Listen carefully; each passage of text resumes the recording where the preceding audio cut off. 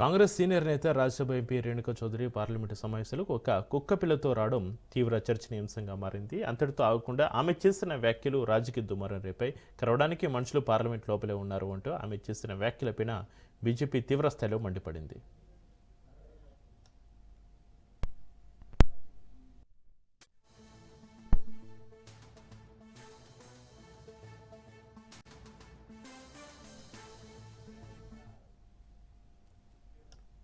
శీతాకాల సమావేశంలో పాల్గొనేందుకు రేణుకా చౌదరి పార్లమెంటుకు వచ్చారు. ఆమె వెంట కారులో ఒక కుక్క పిల్ల ఉండడంతో అందరూ ఆశ్చర్యపోయారు. అయితే దాన్ని వెంటనే తన కారులోనే ఇంటికి పంపించేశారు.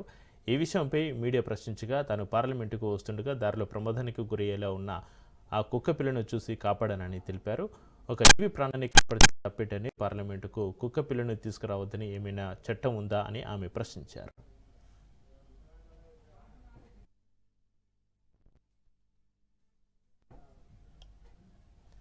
రేణుకా చౌదరి వ్యాఖ్యలను బీజేపీ తీవ్రంగా ఖండించింది. ఇది పార్లమెంటును ఎంపీలను అవమానించినాడని బీజేపీ అధికార ప్రతినిధి షహబాజ్ పూనావాలా ఆరోపించారు. రేణుకా తన సహచర ఎంపీలందరినీ కుక్కలతోటి పోల్చారని, కాంగ్రెస్ పార్టీ చర్చలు కాకుండా డ్రామాలు కోరుకుంటుందని చెప్పడానికి ఇది నిదర్శనమని అన్నారు. కాంగ్రెస్ పార్టీకి రాజ్యాంగ సంస్థలపై గౌరవం లేదని రేణుకా చౌదరి దేశానికి క్షమాపణ చెప్పాలని ఆయన డిమాండ్ చేశారు.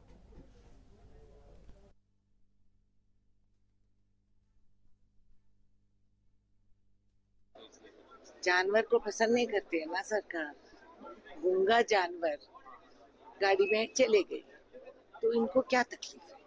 काटने वाला कुत्ता दिखा क्या? इतनी सी तो है, काटने वाले और है पार्लियामेंट में, कुत्ते नहीं। सिक्योरिटी कंसर्न कौन सी सिक्योरिटी कंसर्न है?